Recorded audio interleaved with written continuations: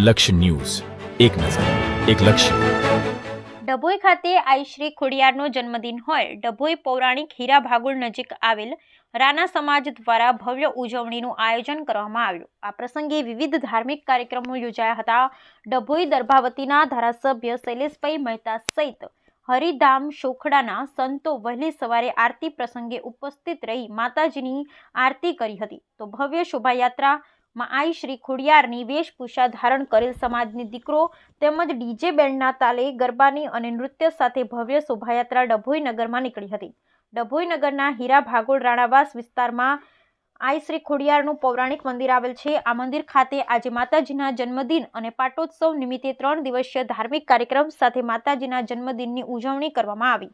આનંદ ગરબો, ભજન સંધ્યા સહિત માતાજીની મહાઆરતી સહિત વિવિધ ધાર્મિક કાર્યક્રમો યોજાયા. આ પ્રસંગે દર્ભાવતીમાં ધારાસભ્ય શૈલેષભાઈ મહેતા અને હરિધામ શોખડાના સંતો ઉપસ્થિત રહ્યા અને માતાજીની આરતી કરી ધન્યતા અનુભવી હતી. તો આ પ્રસંગે રાણા સમાજના આગેવાનો તેમજ નગરપાલિકા પ્રમુખ બિરેન શાહ, વકીલ અશ્વિન પટેલ, શહેર પ્રમુખ દીક્ષિત દવે સહિત રાજકીય આગેવાનો પણ હાજર રહ્યા હતા. નગરમાં ભવ્ય શોભાયાત્રા માતાજીની નીકળી, જેમાં બેન્ડ અને ડીજેના તાલે યુવાધૂન ઝૂમી ઉઠ્યા હતા.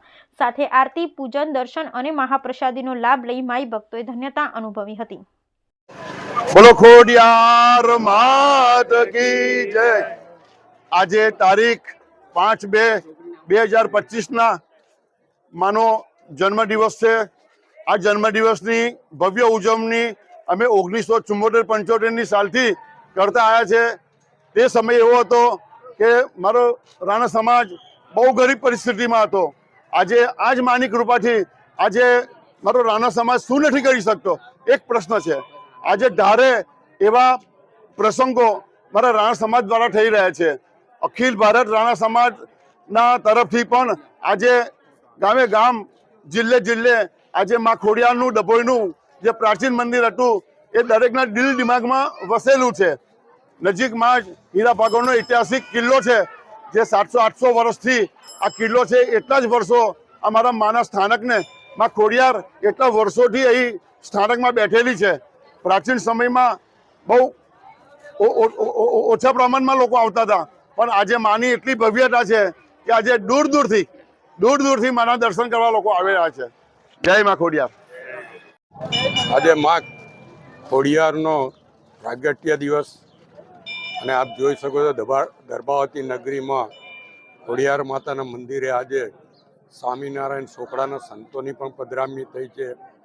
અને આજના દિવસે દર્ભાવતીના ધારાસભ્ય તરીકે ચૂંટાયા ત્યારથી 7 વર્ષથી આ ખોડિયાર જયંતિના દિવસે અહીંયા આરતીનો મોકો મળે છે. મા ખોડિયાર આજના દિવસે તમામ દર્ભાવતી નગર અને તાલુકાના અને સમગ્ર વિધાનસભાના નાગરિકો પર એની કૃપા દ્રષ્ટિ વરસાવે એવી પ્રાર્થના કરું છું. અને જે સંકલ્પ અમારા વડાપ્રધાન નરેન્દ્રભાઈ મોદીએ લીધો છે, સંકલ્પ પૂરો થાય, વિકસિત ભારત બને, સ્વચ્છ ભારત બને અને એમાં દર્ભાવતી પણ એક અગત્યનું સ્થાન મેળવે એવી મા ખોડિયારને પ્રાર્થના. જય ખોડિયાર.